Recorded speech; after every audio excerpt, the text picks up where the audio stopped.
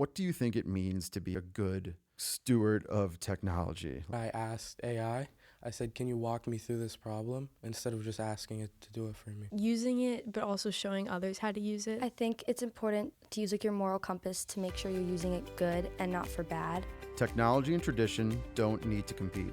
They need to collaborate, and that partnership is happening daily in our classrooms. From interactive tools to digital resources, our teachers and students are engaging more deeply, thinking more critically, and preparing for a rapidly changing future.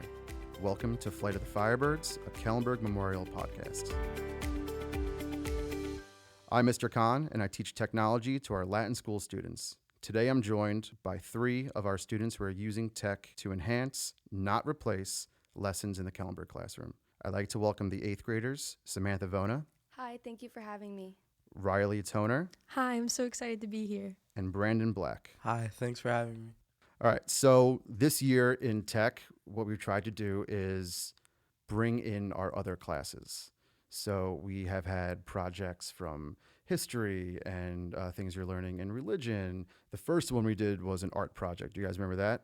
We took our name tangles project and we tried to have AI recreate it. Do you think that was an easy thing to do or a difficult thing, Brandon? What do you think? I think it was a little challenging because every time you say one thing to AI, it changes the whole project, and you have to keep putting different prompts to get what you want out of it. Riley? And when you would change every little detail, it would just change the whole thing. You would ask for it to only change one color of it, and it would change the whole color. I think it was a great example of how using AI is a conversation. It's not a do this or do that. It was you need to explain it.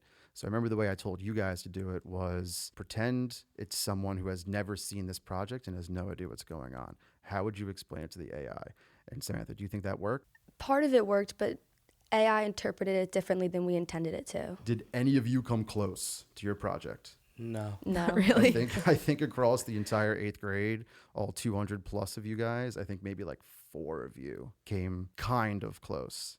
What do you think the hardest part was for the AI to kind of figure out what to do? Telling the letters to touch the top of the page and the bottom of the page. Right. Because it would just go straight across. And Or it would slant it going Yeah. diagonal across the page, or it would just put the patterns inside the letters, and you were like, no, put it outside the letters. Or And if it you was said make the first letter touch the bottom and the last letter touch the top, it would say top and bottom next to the letters. Right, and it just completely just threw everything for a loop, which was kind of crazy, but it was fun. Any other projects? the Industrial Revolution one that we did for history. Right. So that was pretty much the same thing, but I think a little bit easier. Brandon, why do you think it was? Because I think it painted a good picture for what we were learning in history at the time. I think it was easier because it actually happened. AI had some background. Right. It had something to work off of. It was like the Industrial Revolution. I know that. All right. So 8th grade tech, brand new course.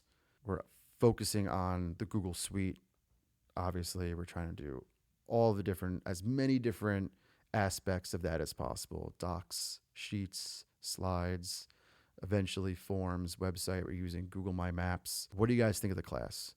What are some things that you really enjoy about the class and can kind of promote to incoming 8th graders for next year to something to look forward to? We'll start with Samantha. I think it helps a lot with other classes, like for example, history, Industrial Revolution. The AI really helped me picture what was going on in that time. And for 7th graders coming into 8th grade, it's a really fun class. You get to do a whole bunch of different things. Brandon?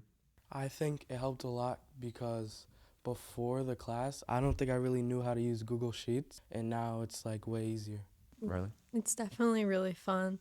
I love going and learning new things about technology that I didn't know before. Do you think the use of technology in the classroom, whether it's our room or any of the other rooms, makes things easier? Do you think sometimes it might hinder your ability to do stuff? I think technology makes things definitely easier, but some things I think should stay traditional, on paper. What do you think? I use flashcards for a lot of my studying, and I think it's been working. Yeah, I think flashcards are phenomenal because it's the writing them down, you're reading it while you're writing it and going from there. But I think there are also so many advantages to technology. Riley, what I was about you? going to say, sometimes when you write things down on paper, you can remember it. I know for me, I like writing out my notes because it just helps me remember it more. I think it definitely helps because I could definitely keep my notes neater. You're able to change stuff, change colors, and move stuff around. Right, make it more organized. I think the big thing with Quizlet, too, is that you can kind of make one, and then how many of you are that person that makes the Quizlet? I make the Quizlets. Samantha you're the one- makes yeah, the Samantha makes the Quizlet. Yeah. And then it's like, oh, can I please have that? We have a test in a couple days. But I see the advantages to both, right? And we've come kind of so far from there. With that, you are able to make it and share it. Are there any other avenues of like collaboration that you guys have seen, whether it was this year, last year, or even in 6th grade, that you might have collaborated with other classmates using technology? Let's say you miss a day of school, Mhm. you can just ask your friend to send you the notes. Any other collaborative ways you can think of? Well, for the stock project we're doing in history, you can, if you're working with someone, you can send it to them. Instead of doing 2 projects, you just work on the same document together. What is the stock market project, Brandon? Can you elaborate on that? We're like monitoring the stock market every day at close at 4 p.m. to see if our stocks are up or down.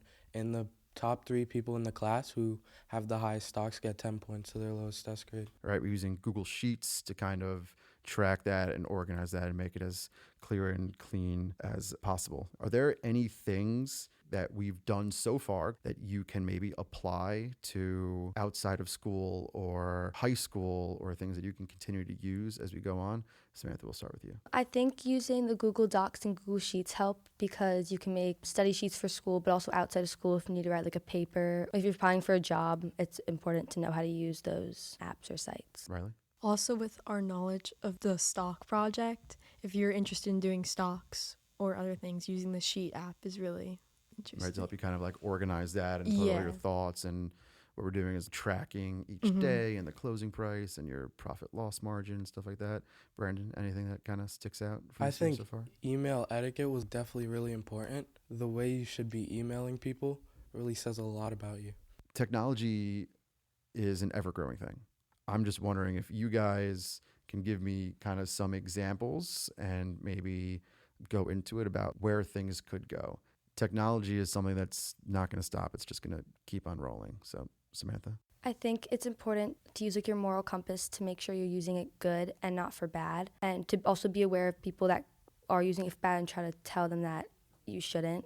Riley? AI, the way it makes photos and all this other stuff, makes up text, you never know if somebody could be lying to you, saying like, oh, I said that, or oh, this girl said this to make you Right. mad. So you never know if you can trust anybody using it, but you have to use it responsibly. I mean, how many times have you guys scrolled through like Instagram or something and you look at a picture and then the first comment is AI strikes again, and you're just like, is it AI? Is it not AI? Yeah. Like, that's kind of like where we are now. So it's that coin of, yeah, you can use it for all these great things, but then people can kind of turn around and use it for not so good things. Brandon, you got anything to add? If it falls into the wrong people's hands, it doesn't look good. On the internet, people use AI to make videos of people doing bad stuff, and sometimes you can't even tell if those videos are real or not. Right.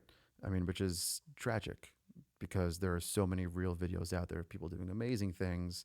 In tech class, we spoke about digital citizenship. You guys remember that?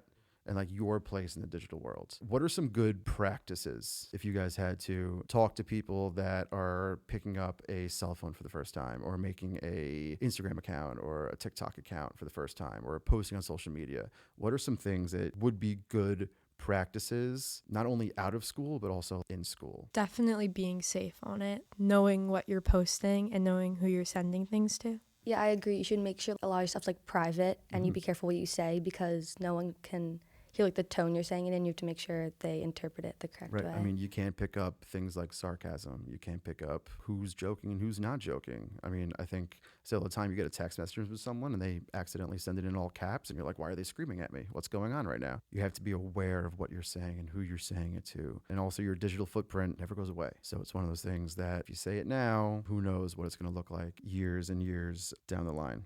What do you think it means to be a good steward of technology, using it well and properly? How would you go about doing that, Riley? Using it, but also showing others how to use it. It's like a power. It's like an ability you guys have, and being able to use it correctly is what's really important. Samantha? Using it to help you, but not to do everything for you, because you still need to know how to do things like for yourself. Right.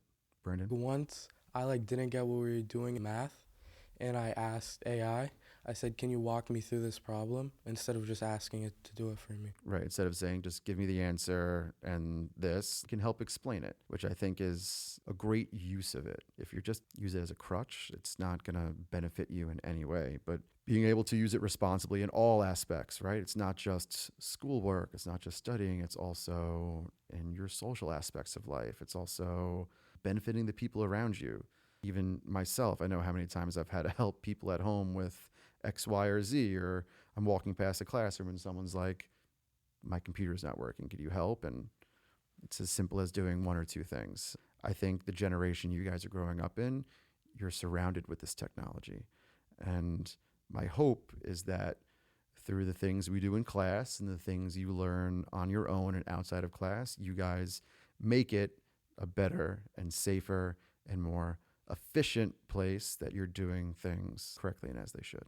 I want to thank Samantha, Reilly, and Brandon for being here today so that they may always use these tools with good intention and for the betterment of us all, we pray. Lord, grant us wisdom to navigate this technological age, helping us to use these tools for your glory, to bear fruit in our communication, and to grow in virtue rather than vice.